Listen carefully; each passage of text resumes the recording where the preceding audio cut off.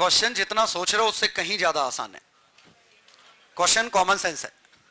देखो, पहली लैंग्वेज का मतलब यह है कि न्यूट्रल एटम से इतना ज्यादा, तो पहले क्वेश्चन में हमें क्या करना है, energy needed to create vacancy in K shell. सोचो क्यों? क्योंकि के लाइंस तभी इमिट होंगी जब के में जगह खाली होगी, तभी तो ऊपर से ट्रांजिशन होगा। तो पहले हमें जगह खाली करनी पड़ेगी। तो वैकेंसी इन के शेल, और कितनी एनर्जी आएगी? Simply 20 kilo electron volt.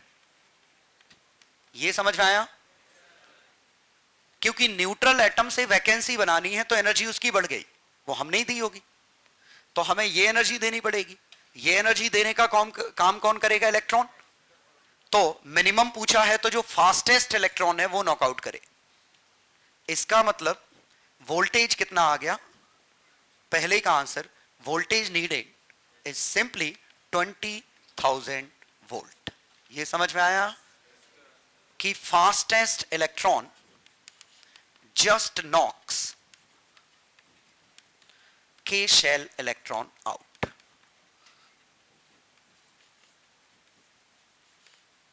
ये समझ में आया?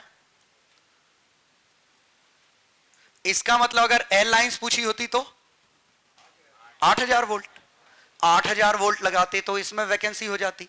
वैकेंसी क्रिएट कर दो, बाकी ऑटोमेटिक प्रोसेस है। समझ गया ना? क्यों? मास बराबर है लेकिन वो बाउंडेड इलेक्ट्रॉन है ना, फ्री नहीं है ना। वो फ्री इलेक्ट्रॉन के लिए लॉजिक था। बैटरी, बैटरी का क्या लेना देना है? हमने बैटरी लगाई, इलेक्ट्रॉन एक्सीलरेट किया, जो सबसे ताकतवर इलेक्ट्रॉन है वो इसको जस्ट नॉकआउट कर दे। उससे क्या मतलब है एल और एम की? तो क्वेश्चन तो ये है ना, हमें के अल्फा के बीटा निकालना है ना, तो निकल जाए, क्या दिक्कत है? अरे के निकलेगा तो एल तो अपने आप निकल जाएगा ना। अगर के अल्फा निकल आया तो एल में वैकेंसी अपने आप आ गई, एल लाइंस तो आ ही जाएंगी ना। लेकिन उल्टा ट्रू नहीं है कि एल आ गई तो के आ जाएंगी।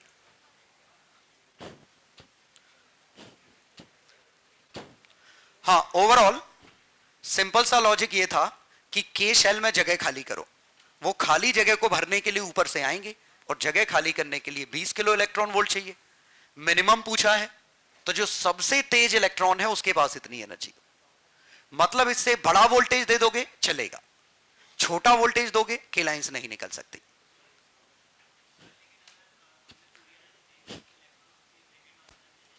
कौन सा?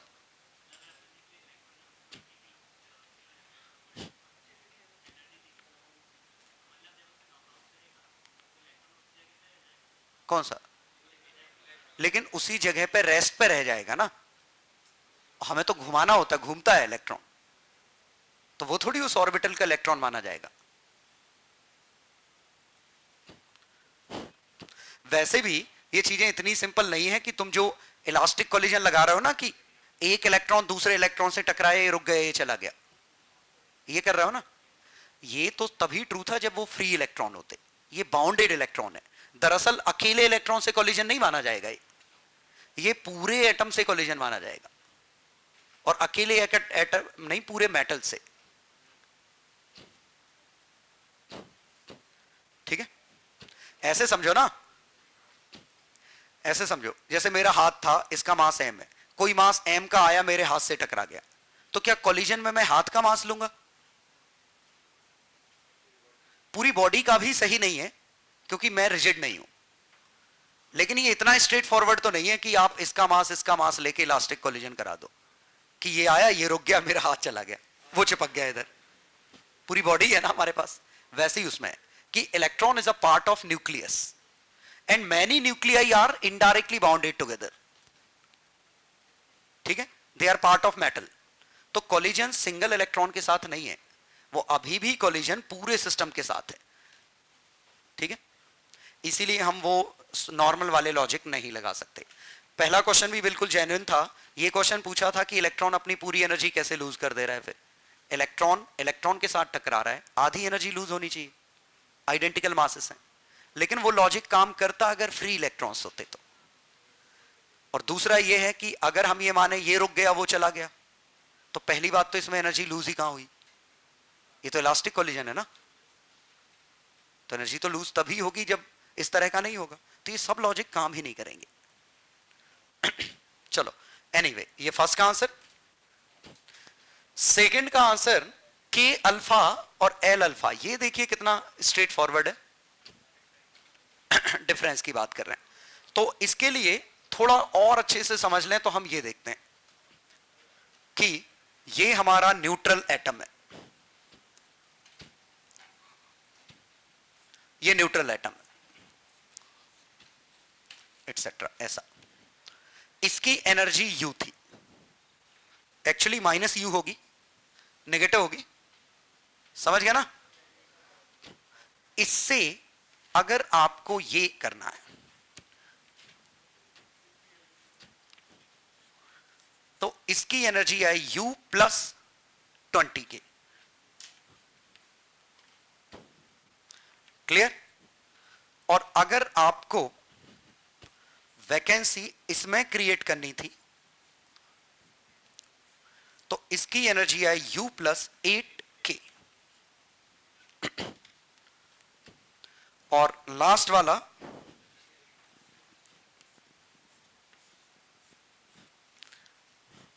इसकी एनर्जी कितनी थी, U प्लस, ये 4 पॉसिबिलिटी थी। ठीक है, तो अब समझिए, पहला क्वेश्चन ये था इस स्टेट से इस स्टेट पे जाना था, तो हमने इलेक्ट्रॉन विथ काइनेटिक एनर्जी कितनी दी, ये, तो इससे इस पे चले गए। अब जरा समझिए, इससे इस पे आने पे ये फील करो, लैम्डा के अल्फा क्या है।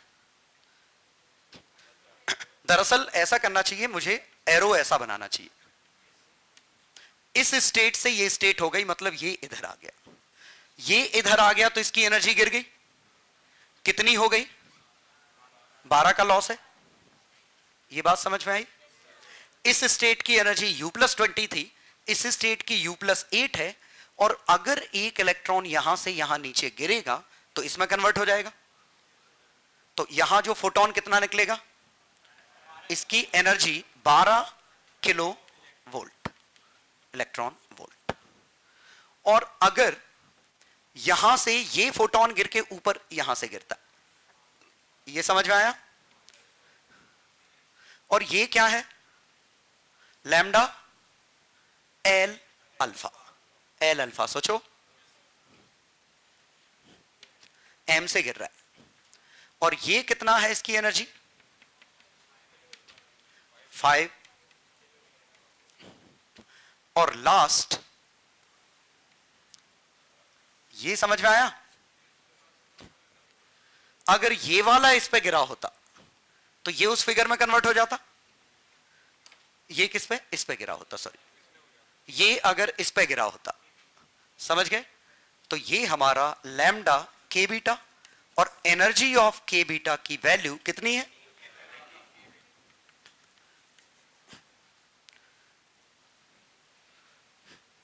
तो आप चाहो तो इसको सीधे सीधे सोच सकते हो इनके डिफरेंस से। क्योंकि इसका कितना था 8, इसका 3 कितना है, इसका 20 है। ठीक है, तो यहां डिफरेंस कितना आया 17, यहां डिफरेंस कितना आया, सॉरी 12, यहां कितना आया 17, यहां कितना आया 5।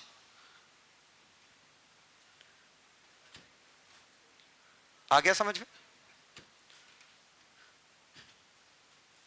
एक्चुअली ऐसा लिखने में एक छोटा सा कंफ्यूजन क्या होता है कि इसकी ज्यादा है इसकी कम है, समझ गए। लेकिन ये ज्यादा कम इनकी एब्सोल्यूट वैसी एनर्जीज नहीं है, ये हमें सोचना एक्चुअली ऐसे कि अगर ये बनाना होता तो आपको एनर्जी U प्लस 20 देनी पड़ती, ये कंडीशन क्रिएट करनी है तो 20 देनी है, ये क्रिएट करनी है तो 8 देनी है। मतलब इनडायरेक्टली इसकी एनर्जी कुछ ऐसी है, क्योंकि हमें देनी पड़ रही है एनर्जी। ठीक है, हालांकि उससे ज्यादा फर्क पड़ेगा नहीं, वो अपने आप ही समझ में आ जाएगा कि किस में से किसको घटाना है। तो लैम्डा एनर्जी में रिलेशन क्या आ गया, energy of K beta is equal to energy of K alpha plus energy of L alpha. झिल गया, एल के एल एम। तो ये जो ने मिला है वो एल अल्फा है, ये जो मिला है वो के अल्फा है, ये जो मिला है वो, तो लैम्डा में रिलेशन 1/hc तो कट ही जाएगा। थर्ड का आंसर, इंडिविजुअली आंसर तो मिल ही जाएंगे। सेकंड में लैम्डा के अल्फा 12400 बाय 12000, लैम्डा के बीटा 12400 17000, और लैम्डा एल अल्फा 12400 बाय 5000।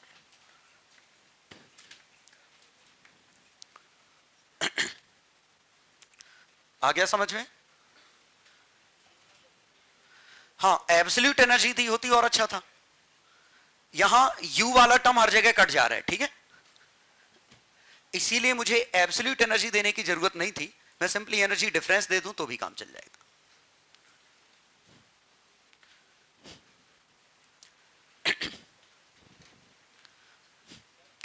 छापो ये जरूर अच्छे से।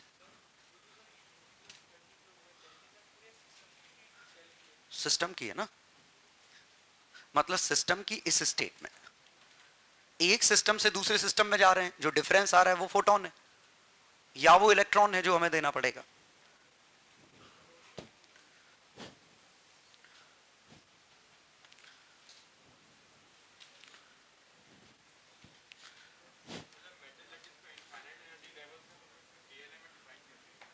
मेटल के वैलेंस शेल में इनफाइनाइट एनर्जी है, इनर शेल में नहीं है। कुछ ही दिन पहले कहा था मैंने कि जो आउटर मोस्ट है ना वो बैंड कंटिन्यूअस है, अंदर के अभी भी डिस्क्रीट है। अभी आऊंगा मैं इस पर।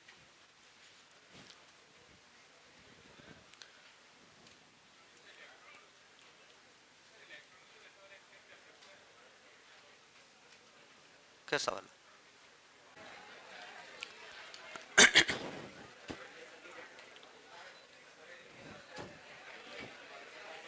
हाँ, एक मिनट। तो देखिए कि जैसे अगर आपको किसी कॉन्सेप्ट में लग रहा है कि आपका उतना स्ट्रांग नहीं है या आपको टेस्ट करना है समझ में आया कि नहीं, तो आप वो बच्चे ढूंढिए जिनको कम समझ में आया हो और बोलिए कि हम आपकी हेल्प कर रहे हैं। इसके फायदे बहुत हैं। पहला फायदा तो ये है कि आपके कॉन्सेप्ट क्लियर होंगे। उससे भी बड़ा फायदा ये है कि कई बार आपको ही पता चल जाएगा कि आपको समझ में आया ही नहीं था। समझ गए? सामने वाले ने क्रॉस क्वेश्चन कर दिया, आप नहीं बता पाए, मतलब नहीं आया समझ में, और जबरदस्ती बता मत देना। समझ गए ना? ये एडमिट करना बहुत बड़ी बात है अपने आप में कि हमें नहीं पता। ये होना चाहिए आपके अंदर कि नहीं पता, ठीक है, तो फिर दोनों मिलकर टीचर से बात करो। और तीसरा, एक सेटिस्फेक्शन मिलता है कि आपने एक अच्छा काम किया, आपने किसी की मदद की है, तो आपकी वैल्यू आपके लिए आपके अंदर बढ़ जाती है। समझ गया ना? आप अपने आप से इंस्पायर होने लगते हो कि हम कितने अच्छे।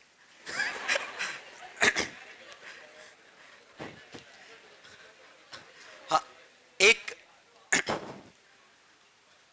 छोटी सी इस पे कहानी है कि अरे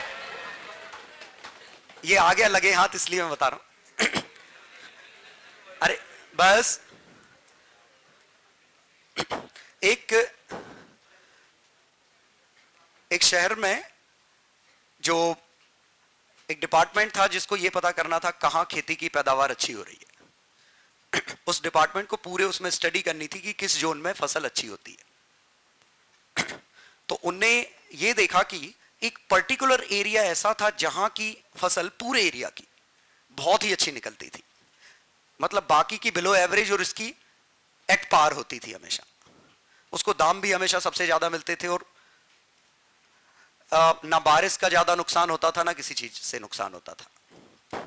ये पिछले 3-4 साल की रिपोर्ट थी। तो उन्होंने सोचा कि पता किया जाए कि ऐसा क्यों हो रहा है, क्योंकि वही हम बाकी लोगों को बता देंगे। तो वहां पता करने गए, तो वहां लोगों से बात की, तो हमेशा एक बात निकल के आई कि हम अपना जो बीज होता है, हम एक पर्टिकुलर बंदा बीज देता है, वो कहता है कि मैं जो बीज दे रहा हूं यही आप लगाइएगा, ये सबसे अच्छी क्वालिटी के बीज, जिस वजह से हमें ये दिक्कत नहीं आती जो बाकी लोगों को आती है, और हमारी पैदावार बहुत अच्छी होती है। ये गए उस बंदे पे, तो इसने कहा कि मैंने बहुत सालों से रिसर्च करके एक हाइब्रिड बीज बनाया है, जिस बीज से बाकी के मुकाबले 50-60% ज्यादा पैदावार होती है और रेजिस्टेंट टू डैमेज है। तो इनने कहा जब तुमने इतना अच्छा बीज बनाया तो लोगों को क्यों दिया? ये तो ठीक है, तुम्हारी अकेले की फसल अच्छी होगी, तुम्हें दाम ज्यादा मिलेंगे। तो इसने कहा ऐसा नहीं कि मैं कोई संत हूं कि मुझे बड़ा शौक है लोगों की भलाई करने का, लेकिन बड़ा सिंपल सा मेरा कॉन्सेप्ट है कि मेरा खेत आसपास के लोगों के खेतों के बीच में आता है। मान लो मैंने अपने में फसल अच्छी उगा ली, आसपास को में बुरी है, लेकिन हवा के साथ उनके जो पॉलन ग्रेन्स उड़ के हमारे यहां आएंगे, अगर उनकी क्वालिटी खराब हुई तो इवेंचुअली मेरी क्वालिटी खराब कर ही देंगे। इसीलिए मेरे अच्छे बीज डालने का तभी फायदा होगा कि मेरे नेबरहुड में भी वही रहे कि गलती से अगर कोई चीज वहां से ट्रांसपोर्ट होकर मेरे इधर आती है तो उसकी भी क्वालिटी वही हो जो मेरी। समझ में आया? In order to maintain the quality we will have to maintain the surrounding. ठीक है? तो आप अगर ये सोचते हैं जो भी कि हम अकेले पढ़ लेंगे, यार ये अच्छा क्वेश्चन सोच के आया हूं, मुझे ये मैं किसी को नहीं बताऊंगा, तो तुम भी भूल जाओगे पक्का। और एक तो वो तुम भी भूल जाओगे, ये उससे बड़ी बात कि तुम एक ना बता के तुम 100 या 20-25 जितने भी मिलने वाले थे वो भी तो रोक दिए तुमने। तुम शेयर नहीं करोगे, कोई और क्यों शेयर करेगा? समझ गया ना? इसीलिए बहुत ही जरूरी है यहां कि एक हेल्दी कंपटीशन रहे आपके लिए, और दिमाग उतना फ्री होता है। जैसे मैं पूरी क्लास 3 घंटे की ली, 3 या 2 भी क्लास लगातार 3 घंटे की हो गई, भले ही गला बैठ जाएगा लेकिन मेरी एनर्जी कम नहीं होगी, क्योंकि मुझे मजा आ रहा है वो करने में। मैं ये फील कर रहा हूं कि मैंने कुछ तो अच्छा किया है। ऐसे जब आप करोगे तो आपको भी फीलिंग आएगी कि यार मैंने अच्छा किया है। उसमें ना आपका कोई टाइम किल होने वाला है, क्योंकि उस दौरान आपका दिमाग बहुत तेज चल रहा था। इवन मेरे कैलकुलेशन जब मैं पढ़ाता हूं काफी तेज होते हैं एज कंपेयर टू जब मैं नॉर्मल कैलकुलेशन कर रहा हूं। बहुत सारों में ऐसा होता है क्वेश्चन लिखते समय मुझे आंसर मिल जाता है कि इसका ही आएगा। वो इसलिए क्योंकि हम फोकस्ड होते हैं। तो आपका भी फोकस पावर बढ़ाने का ये बड़ा अच्छा तरीका है कि आप जिस दौरान किसी को बता रहे हो आप फोकस्ड हो। मैं ये नहीं कर रहा हूं दिन भर यही करिए, है ना, दिन भर आदमी ढूंढ रहे हो। ठीक है, यहां पढ़ने आए थे, पढ़ाने लगे, एक बैच मिल गया। तो ऐसे करिए, अगर आपको ऐसे 3-4 बच्चे हैं और आपको लग रहा है कि ये चीज आपको समझ में आई है बाकी को नहीं आई, तो आप हेल्प करिए। ठीक है, मजा आता है इसमें। कितना? एक छोटा सा बच्चा है, बस शांत रहिए। कैलकुलेशन ऑफ के लाइंस।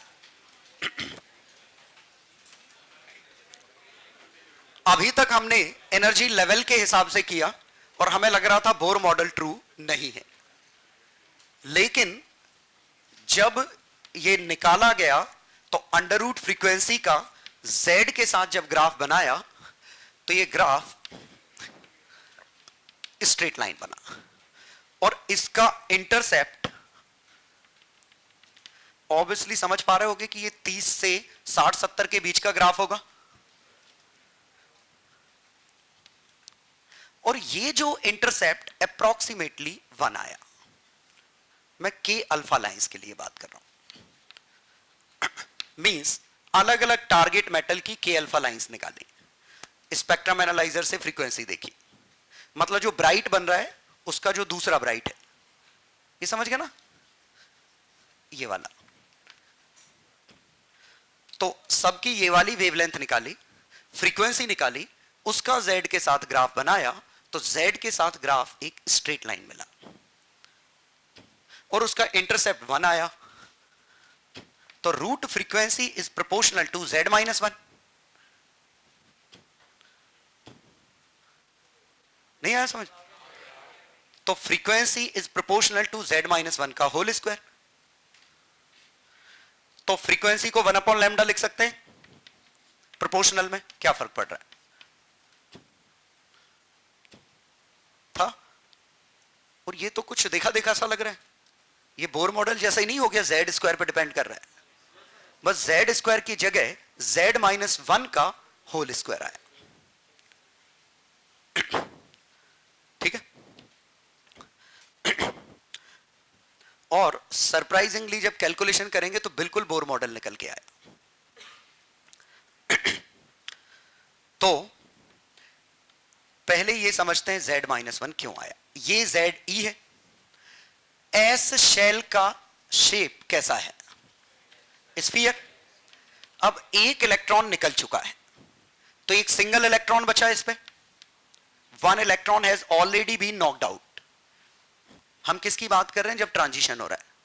तो ट्रांजिशन हो रहा है तो L से K में गिर रहा है, उस दौरान इसमें वैकेंसी है, तो एक ही इलेक्ट्रॉन है। उसका शेप क्या है? स्फीयर। तो स्फीयर का क्लाउड ऐसा बनेगा, सोचो, बनेगा। और जब यहां से यहां आ रहा है तो याद करो, ये Q, ये माइनस Q, बाहर इलेक्ट्रिक फील्ड कितना आता है? K Q minus Q by R square, यही आता है। तो यहां से यहां आएगा तो ये न्यूक्लियस के साथ ये इलेक्ट्रॉन भी एक शील्डिंग इफेक्ट लगाएगा। और वो शील्डिंग इफेक्ट कुछ और नहीं, Z को Z माइनस 1 से रिप्लेस कर दो। नहीं आया समझ? ये Z E है, ये माइनस E है, तो बाहर जब आप निकालोगे तो Z E minus E, Z minus 1 बनेगा। बात आई समझ में? लेकिन ध्यान दीजिए, ये बाकी लाइंस के लिए ट्रू नहीं है, क्योंकि बाकी लाइंस जब यहां से यहां आएंगी, जब ये, तो यहां पे ये ऑर्बिटल की शील्डिंग होगी। लेकिन इस ऑर्बिटल में शेप स्फेरिकल थोड़ी ना है सबका, SPD है उनमें, तो समझ गए?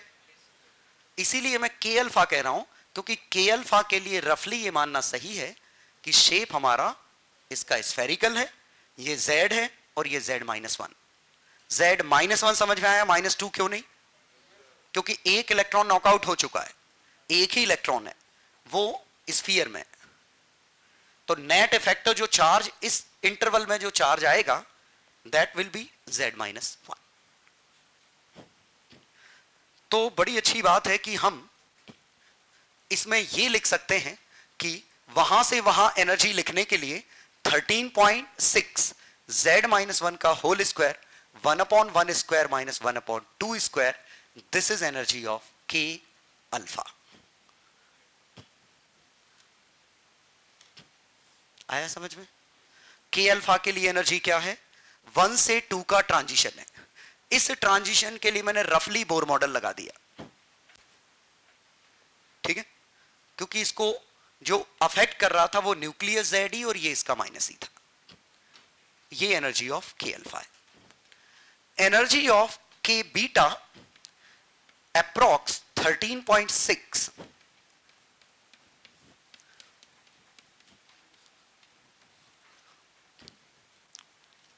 ये B क्या है?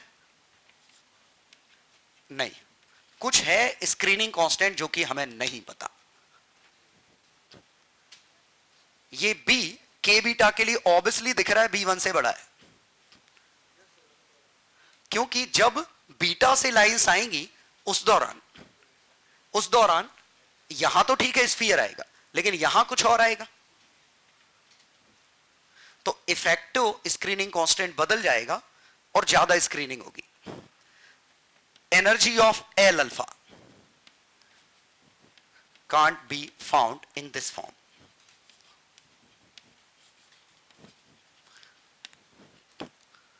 ये देखिएगा एल अल्फा, एल अल्फा मतलब ये एनर्जी है, और इस एनर्जी में अब यहां ढेर सारी शेल आ गई आड़ी टेढ़ी, तो अब हम उन सबको सेंटर पे तो रखा हुआ मान नहीं सकते,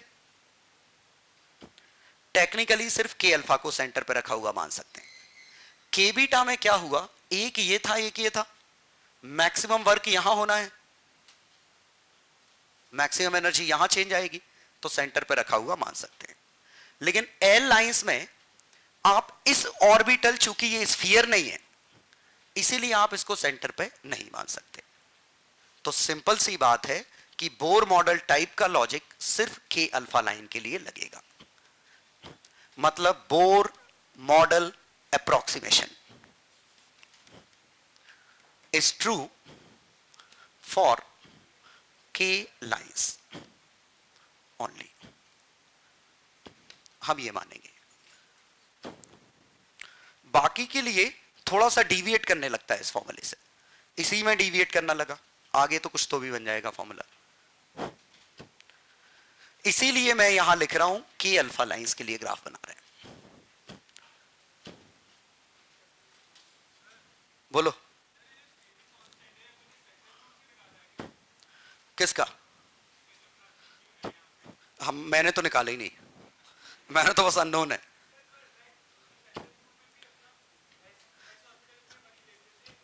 वही स्क्रीनिंग कांस्टेंट है, हाँ वही स्क्रीनिंग कांस्टेंट है जो केमिस्ट्री में पढ़ रखा है, केमिस्ट्री में पढ़ा है ना क्या स्क्रीनिंग कांस्टेंट, वही वाला है, ठीक है।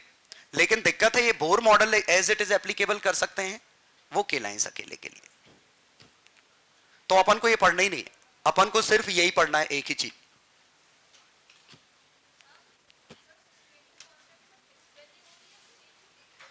इसमें बी की वैल्यू अलग अलग एटम के लिए अलग अलग हो सकती है, इसमें बी की वैल्यू 1 हमेशा है,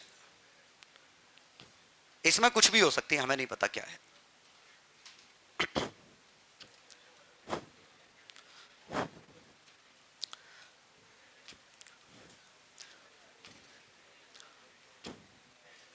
तो वैसे कैरेक्टरिस्टिक एनर्जी ऑफ एक्सरे अगर देखें लिखते तो एनर्जी का फॉर्मूला कुछ 13.6 z माइनस बी का whole square 1/n1 square minus 1/n2 square, ये रफ फॉर्मूला ये बन रहा है। 13.6 को RHC लिख सकता हूं, याद आया? एनर्जी को HC बाय लैम्डा लिख सकता हूं, तो 1/λ इज इक्वल टू RC या HF लिखता हूं, तो frequency is equal to RC 1/n1 square n2 square z minus b whole square. लेकिन ये उतना मजा नहीं आ रहा है, रूट फ्रीक्वेंसी करेंगे तो मजा आएगा। RC रिजल्ट नहीं याद रखना है वैसे इसका, इस पूरे को नाम A दिया, दिस इज मोसले लॉ। हालांकि ये लॉ हर वेव के लिए ट्रू नहीं है, ये सिर्फ के अल्फा लाइंस के लिए ट्रू है। तो मोसले लॉ कुछ इस तरह आया कि ये मोसले लॉ का प्रूफ है कि रूट फ्रीक्वेंसी z पर लीनियरली कैसे डिपेंड कर रही थी।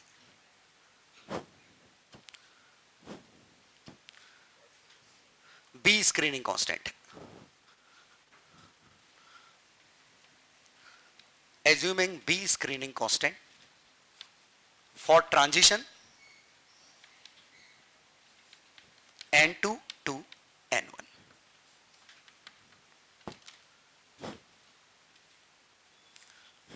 तो एक मिनट, ग्राफ हम ये वाला बना लेते हैं इसी के करस्पॉन्ड।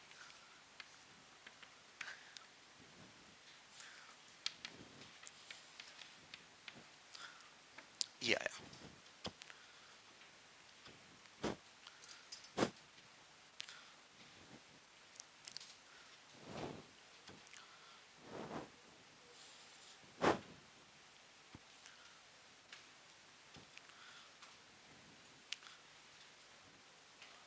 ये वाला नहीं, एक मिनट। तो हम लिख सकते हैं energy of K alpha RHC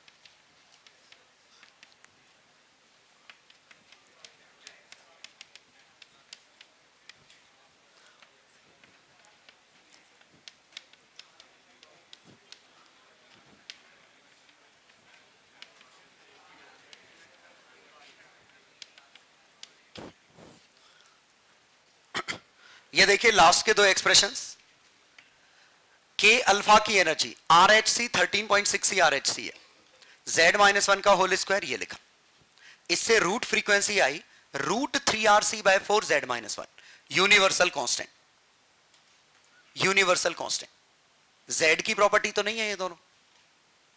तो इसीलिए जब वो लाइंस बनाई गई जो मैंने लिखा था इंटरसेप्ट 1 Z के साथ के अल्फा का, तो 1 भी हर एटम के लिए सेम था और ये जो स्लोप आ रहा था वो भी सबके लिए सेम था।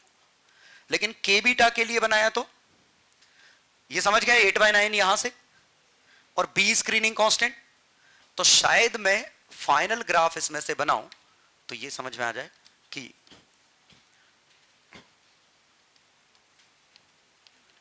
ये झला के अल्फा और के बीटा कैसे हैं, स्लोप किसका ज्यादा है, के बीटा का, इसका ही स्क्रीनिंग कांस्टेंट ज्यादा है, तो देखो बी ये है, के अल्फा ऐसा। लास्ट है, हाँ इलस्ट्रेशंस कर लेना, illustrations plus DCT 1 to 28 plus 1 से 28 40 41 करने हैं, 1 to 28 और 40,41। DCT वो होगी लास्ट कौन सी है 6, एक्सरसाइज है ही नहीं, कहां से है तो कर लेना, और क्या एक्सरसाइज इलस्ट्रेशन का पार्ट है वो तो। किसको चाहिए, चलो मिलते हैं फिर कल।